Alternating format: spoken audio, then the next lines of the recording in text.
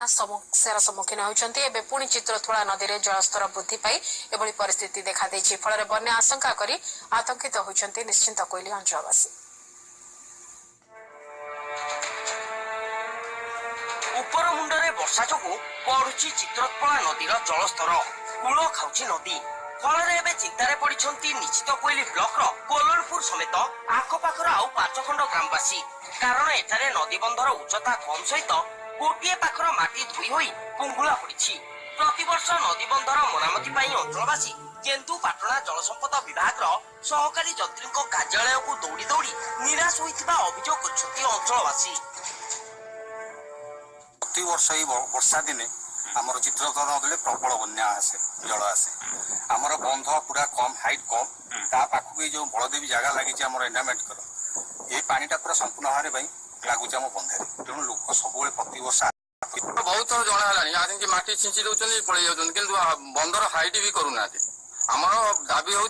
नदी बंध करे पथर पैकिंग हो ना गोटे स्पर तैयारी हो जहाँफल आम नदी बंधटा गाँ सुरक्षित रही। वर्षा दिन आसिले भयभीत हो पड़ती 5 खंड ग्रामवासी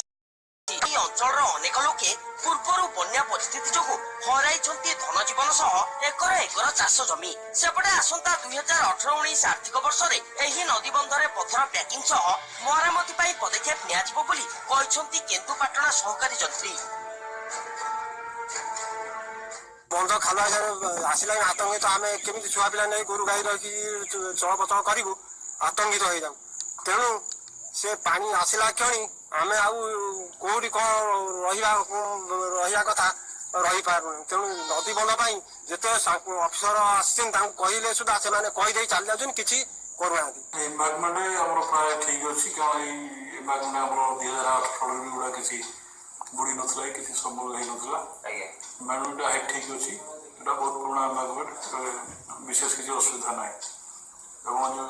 नदी खाया विषय कहते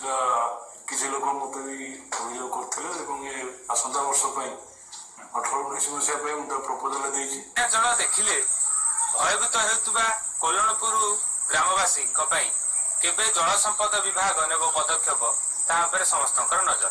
कटक जिला निश्चिंत कोइल ब्लॉक आशीष कुमार पंडा नक्षत्र न्यूज भद्रक।